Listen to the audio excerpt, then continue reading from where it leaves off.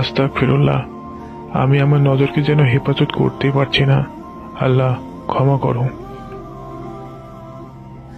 আসসালামু আলাইকুম ইমাম সাহেব। ওয়ালাইকুম আসসালাম। কি খবর আব্দুল্লাহ, ভালো আছো? আলহামদুলিল্লাহ, ভালো আছি হুজুর। আমি তো এক তরুণ যুবক, কিন্তু সমস্যা হলো আমার মাঝে প্রবল খায়েশ কাজ করে। আমি যখন রাস্তা দিয়ে চলাফেরা করি তখন আমি মেয়েদের দিকে না তাকিয়ে পারি না। আমি এখন কি করতে পারি? ও আচ্ছা, তুমি একটু দাঁড়াও, আমি আসছি। এই নাও দুধ ভর্তি একটি গ্লাস। আমি তোমাকে বাজারের একটা ঠিকানা দিচ্ছি। এই দুধটুকু সোজা সেখানে পৌঁছে দিয়ে আসবে। কোনো ব্যাপার না, আমি পৌঁছে দিয়ে আসতে পারবো। কিন্তু একটি শর্ত আছে। কি শর্ত হুজুর? শর্ত হলো এই গ্লাস থেকে এক ফোঁটা দুধও যেন মাটিতে না পড়ে। ঠিক আছে, তা কখনই হবে না।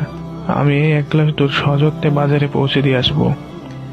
জুনাইদ, জুনাইদ এদিকে আসো। জি হুজুর, বলেন। তুমি আব্দুল্লাহর সাথে যাও। সে যদি এক ফোঁটা দুধও মাটিতে ফেলে, তাকে তুমি একটা লাঠি দিয়ে প্রহার করবে। ঠিক আছে হুজুর।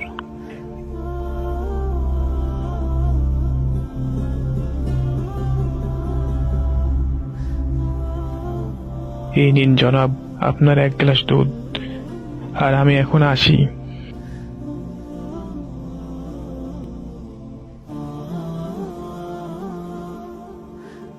হুজুর, আমি এক ফোঁটা দুধও মাটিতে না ফেলে বাজারে দিয়ে আসতে পেরেছি।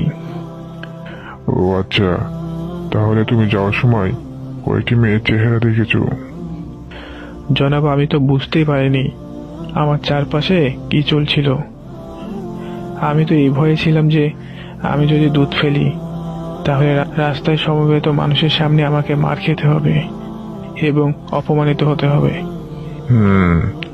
মুমিনরা ঠিক এভাবে আল্লাহকে ভয় করে এবং চিন্তা করে, যদি আল্লাহর উপর বিশ্বাস ওই দুধের ন্যায় ছিটকে ফেলে, তবে তিনি সুবহানাহু তাআলা কিয়ামত দিবসে সমগ্র সৃষ্টি জগতের সামনে তাকে অপমানিত করবেন।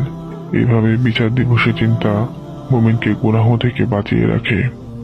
জি হুজুর, শুক্রিয়া। আপনার এই চমৎকার উদাহরণের মাধ্যমে আমার ঈমান আরো মজবুত হলো। আর আব্দুল্লাহ, তুমি যত বড় বিপদেই পড়ো না কেন, তুমি সর্বদা আল্লাহর প্রতি বিশ্বাস রাখবে।